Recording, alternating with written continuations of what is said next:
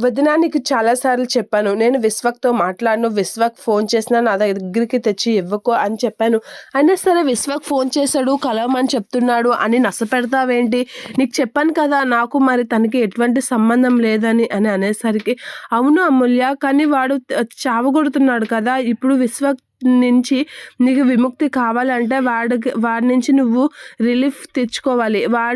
వాడి దగ్గరికి వెళ్ళి ఒకసారి చూసిస్తే తర్వాత నువ్వు పెళ్లి చేసుకున్నా ఏం చూసుకున్నా పట్టించుకోను అన్నాడు. అలాంటి వాడికి లాస్ట్ ఒకసారి కనిపించి మాట్లాడేసి వచ్చేస్తే సరిపోతుంది కదా!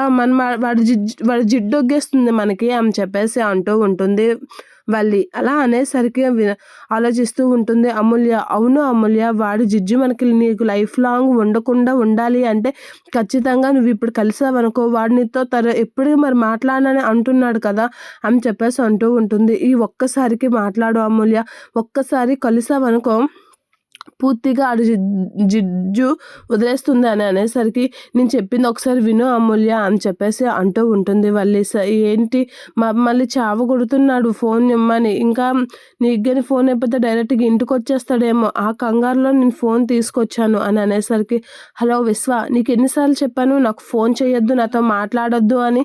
అయినా సరే నువ్వు ఎందుకు మాటికి నాకు ఫోన్ చేస్తున్నావు, మాట్లాడుతున్నావు అని చెప్పేసి అనేసరికి, అది కాదు అమూల్య, ఒకసారి విను, నీ మాట వినగానే నాకు ప్రాణం లేచొచ్చింది తెలుసా అని అనేసరికి, ఆపు విశ్వాక్, ఇక నువ్వేం మాట్లాడినా నేను నీ కరిగిపోవడానికి రెడీగా లేను. నీకు చెప్పాను కదా, మా అమ్మ నాన్న వాళ్ళ సంబంధం చూసుకుని వాళ్ళు హ్యాపీగా ఉంచడానికి నేను వాళ్ళు చూసిన సంబంధమే చేసుకుంటానని. అయినా పదే నాకెందుకు ఫోన్ చేస్తున్నావు అని అనేసరికి, ఇదొకటి నష్టపెడుతుంది అని చెప్పేసి విరుచుకుంటూ ఉంటాడు. అది కాదు అమూల్య, నువ్వు నీకు నచ్చిన వాళ్ళని పెళ్లి చేసుకో, నేను కాదన్ను. నువ్వు నా మనసులో నుంచే వెళ్ళిపోయావు.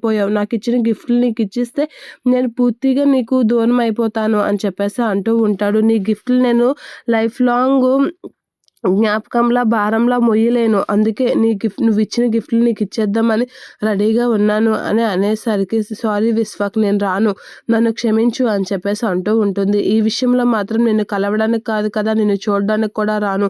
అసలు నీకు ఫోనే చేయొద్దు అంటున్నాను, కలవడానికి వస్తానని ఎలా అనుకుంటున్నావు అని అనేసరికి, అది కాదు అమూల్య, ఒక్కసారి రా అమూల్య అని చెప్పేసి రిక్వెస్ట్ చేస్తూ ఉంటాడు. ఇక విశ్వక్ అయితే అలా రిక్వెస్ట్ చేసేసరికి సరే అని చెప్పేసి ఒప్పుకుంటూ ఉంటుంది. ఒక్కసారే ఇంకెప్పుడు ఫోన్ చేసినా మాట్లాడినా బాగోదు అని చెప్పేసి అయితే అంటూ ఉంటుంది. ఇక అమూల్య అయితే ఊకొట్టి విశ్వక్ అయితే కలవడానికి వెళ్తుంది.